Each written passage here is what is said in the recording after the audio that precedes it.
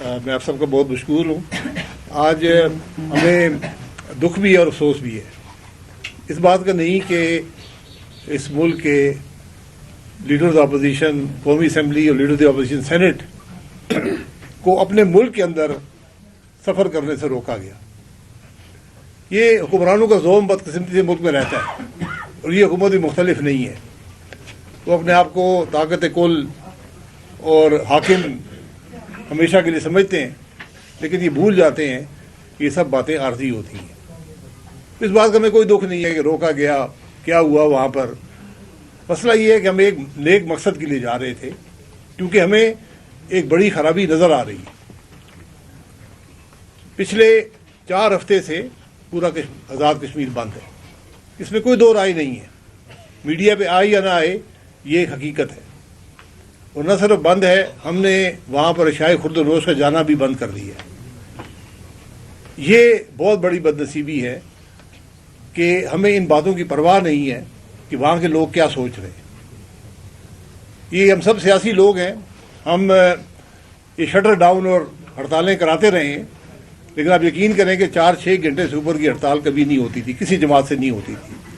آج کشمیر میں چوتھا ہفتہ ہے کہ ہر دکان بند ہے، کاروبار بند ہے، اور لوگوں نے خود کیا ہے، کسی کے خوف سے نہیں، کسی جماعت سے تعلق سے نہیں، خود ایک احتجاج کے طور پر، کیونکہ وہ کہتے ہیں ہماری بات سنی جائے. لیکن بدنصیبی سے اگر ہم حل کا جو ابتدا ہے وہ گولی سے کریں گے تو انتہا کہاں پر ہوگی آپ خود سوچ لیں. کشمیر میں اگر گولی چلتی ہے، کوئی لاش گرتی ہے، اس کا فائدہ صرف اور صرف ہندوستان کا ہوگا اور کسی کا نہیں ہوگا. یہ حل نہیں ہے معاملات کا. ہم صرف جو وہاں پر لوگ ان کی بات سننے جانا چاہتے تھے، ان کی بات سنتے، اپنے خیالات ان تک پہنچاتے، کم از کم ان کو یہ احساس دلاتے کہ آپ کی بات بھی سننے والا ہے.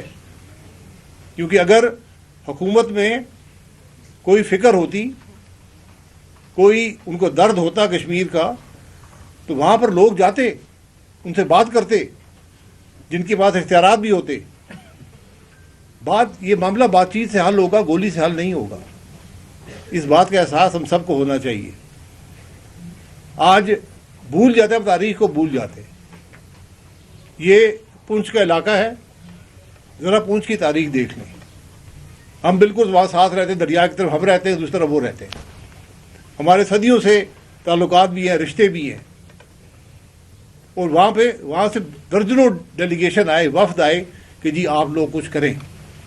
ہم نے پھر بھی انتظار کیا، موقع دیا کہ حکومت کچھ کرے.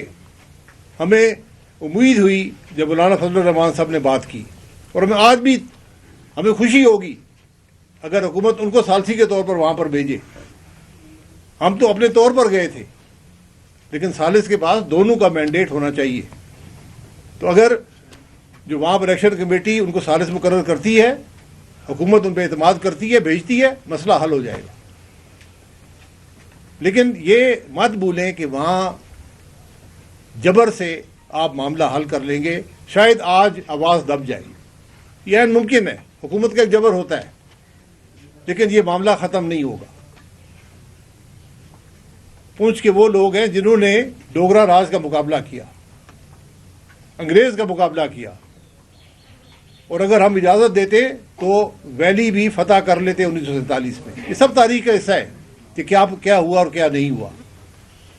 تو آج میری حکومت سے، وزیر اعظم صاحب سے، جن کا خود تعلق کشمیر سے ہے، آدھی کابینہ کا تعلق، آج وفاقی کابینہ کا تعلق کشمیر سے ہے، یہ ان کی ذمہ داری ہے کہ وہاں پر جائیں، ان کی بات سنیں اور مسئلے کو حل کریں. ایک ایگریمنٹ ہے جس پر 5 وفاقی وزراء کے سائن ہیں، موجودہ جو پرائم منسٹر ہے آزاد کشمیر کے، ان کے سائن ہیں. اس کو امپلیمنٹ آپ نے کرنا تھا، آپ نے پورا نہیں کیا. بات صرف سننے والی ہے، اگلے کی بات سنیں تو صحیح.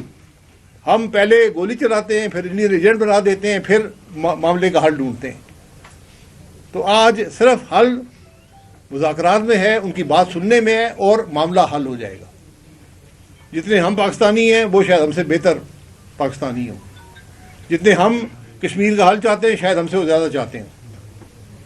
تو آج صرف یہ مقصد تھا اور ہمیں امید ہے کہ آپ ابھی بھی حکومت کوئی ہوش کے ناخن لے گی, اس معاملے کو حل کرنے کی کوشش کرے گی. اگر ہمارا دعویٰ ہے کہ ہم نے ایران اور امریکہ کا مسئلہ حل کیا ہے تو یہ اپنے گھر کے مسئلے ہم حل نہیں کر سکتے. کیا یہ اتنے پیچیدہ ہیں؟ یہی بات لے کر ہم گئے تھے, یہی ہمارا پیغام ہے. آپ حل کرنے میں بڑی خوشی ہوگی. حل نہیں کر سکتے, سڑکیں آپ روک سکتے ہیں, بالکل روک سکتے ہیں, ان سے فائدہ نہیں ہوگا, نقصان ہوگا. تو اس معاملے کو حل کرنے کی ضرورت ہے آج. ایک منٹ کے لیے ان کو بھی سن لیں, کشمیری جو بیٹھے ہیں.